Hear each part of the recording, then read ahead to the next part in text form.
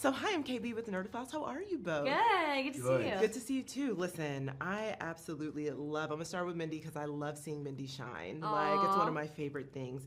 So how does she really kind of show up for herself this season and choose herself, ultimately getting back to the essence of who she is as a woman and as a creative? Yeah, I think that, in terms of creatively, especially in the second drop of the season, we'll see that it's the first time that she's writing and singing from her own soul and what her own voice is, which is something that we haven't seen. I'm really excited about.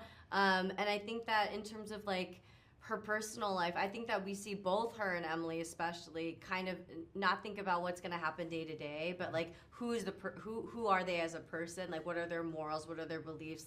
What do they want? And so, yeah, I think we see a lot more of that. Absolutely. Listen, I don't want to say I hope that a breakup with Nicolas is in the future, but I kind of do, because honestly, I'm like, sir, you need to pull it together. I know. I will say, though, that every time she's show up for me, he does. So it's a tricky thing, because there's, with every relationship as you're going through adult life, you're like, what is the red flag, but also what are the green flags? And can I find those green flags in other people? So, yeah. And he's kind of a yellow flag right now for me. Sometimes and it's like, He delivers. He does deliver. Yes.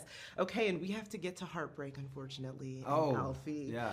So how does Alfie's heartbreak kind of impact, his working relationship with Emily? And do you think that they can actually be friends, even if she chooses Gabriel? I think definitely. I think Alfie's kind of outlook on life anyway is pretty practical when it comes to things, and I think this season definitely throws him in a bit more of a grey area to show his vulnerability.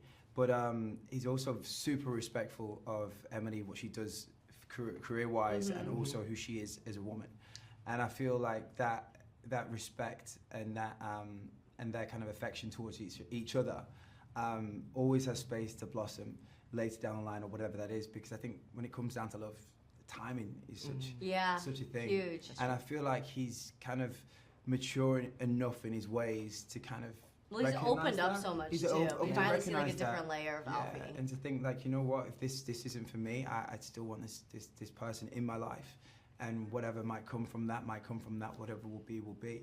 So I think Alfie's kind of view on it's not a definite yes/no situation. It's more, look, listen, if this is the way she's feeling, this is the way she's feeling, and I'm gonna do me, and she's gonna do her, and listen, we'll be friends, and whatever happens. Respect.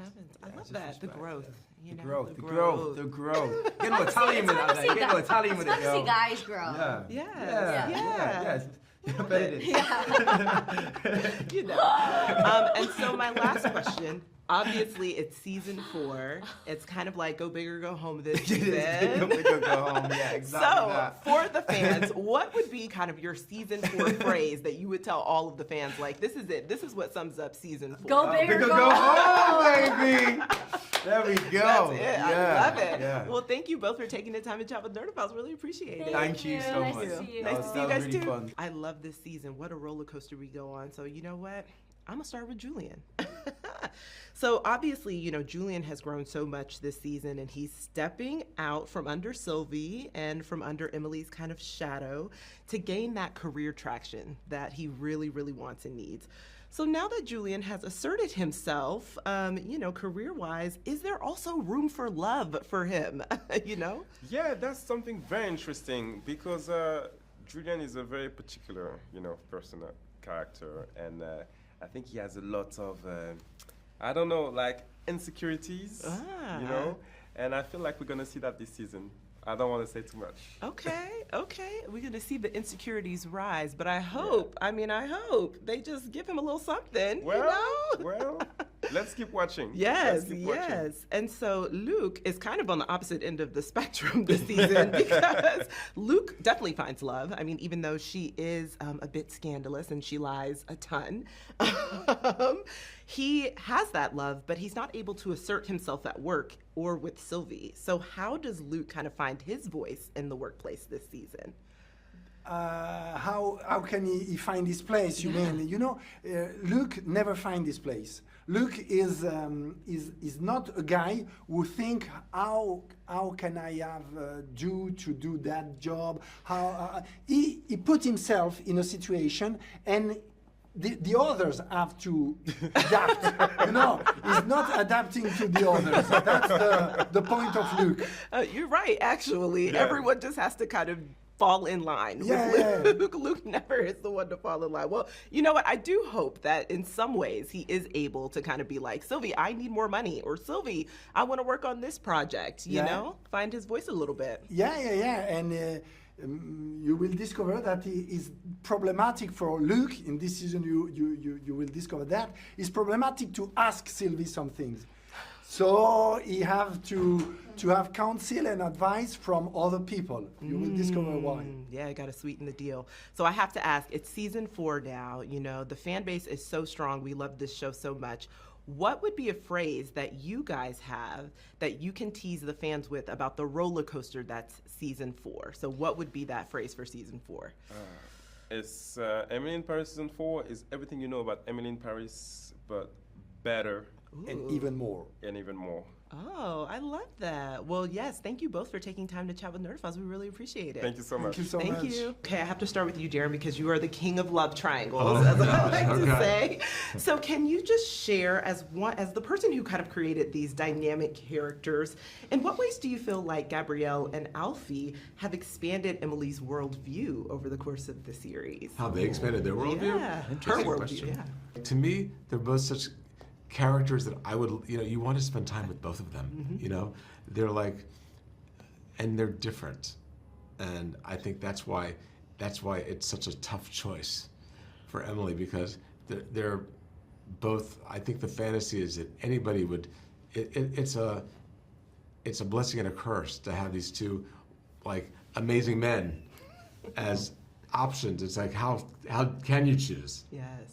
Yeah, because they're both so brilliant and they're talented and they're kind, and so you're just kind of like, Emily, make a decision. But she's like, have you seen my life? I can't do it, So that's interesting, but it's true. They're both such great guys that it is very hard for her to choose between them. But I want to talk a little bit about spoilers, because I've seen all of part 1 and the bombshell at the end. So Gabriel is so trusting. I mean, he is quite naive in that way, but it's lovely to see he just believes what people tell him.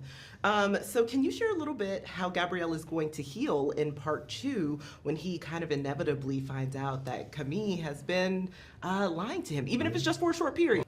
All I can say is that I think Gabriel knows more than he allows himself to show, but he chooses to believe, he chooses to trust, because he operates out of love. So sometimes he has an instinct and he feels things, but he's not a vindictive human being, and you see it in part 1 when Camille comes back, and when he's actually put in the same situation he put Camille in season 1, and he's already forgiving, and so no matter what happens, no matter if he learns about that baby or non-baby, I'm sure he will always operate out of love, because there's a lot of love between him and Camille. Oh, see, I love that answer. And forgiveness. I think that he's a very forgiving character too, which is because he something makes mistakes and he wants people to forgive him as much as he forgives as them. much as that's true. That's very true. I love that. It's kind of full circle for him. And so I just have to say, if there's kind of one phrase that you guys could share with fans about part 1 of Emily in Paris, what to expect, what would it be? I have one that keeps coming back. It's a line we had fun with. It's just, why can't it be? That's something I'm saying twice, I think, in episode 4, and it kind of sums up I don't know why we started laughing at that line with Lily, because I said it very romantically, and I was like, why can't it be? And she was just cracking up, and so I was super self-conscious. But it's also what they are. It's like, they are obstacles, but why can't it be if we do the work?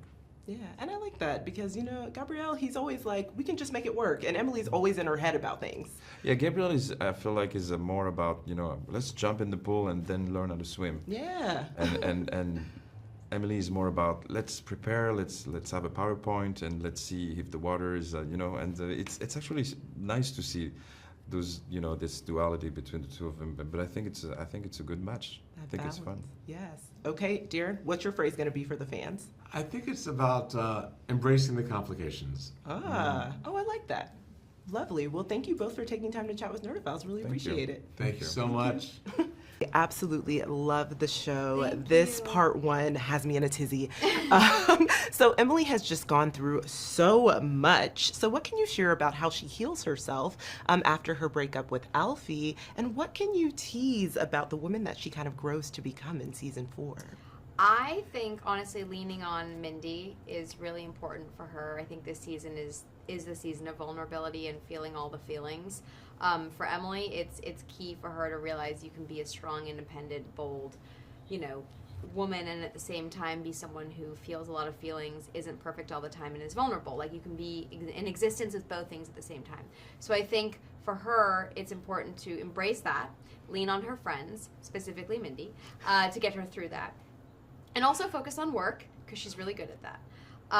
And what was the second part of your question? Just what can you tease about how she grows, particularly in part 2 of the season 4? Yes. Emily learns how to switch more into vacay mode and turn work mode off and put her phone down. Oh. Yes, I think that's a very important lesson for her. It's hard, but I think it's really important and very key for her in going to Italy.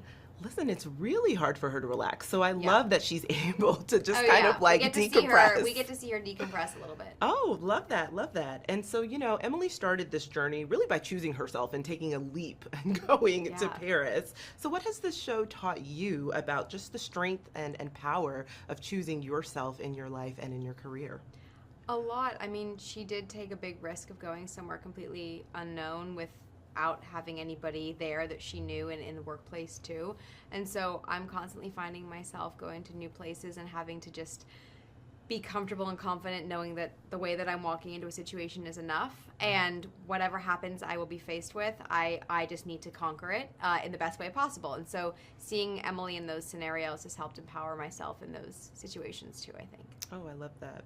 Okay, and so lastly, if you had one phrase that you could share with fans that really describes the roller coaster, because it is a roller coaster the first 5, at least for me, God, yes. of season 4, kind of what would it be?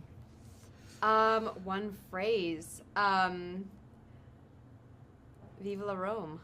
Ooh, I know. I'm like, I can't wait until we get to Rome. Yes. Well, thank you so much for taking time to chat with Nerdophiles. We really appreciate it. Thank you so much.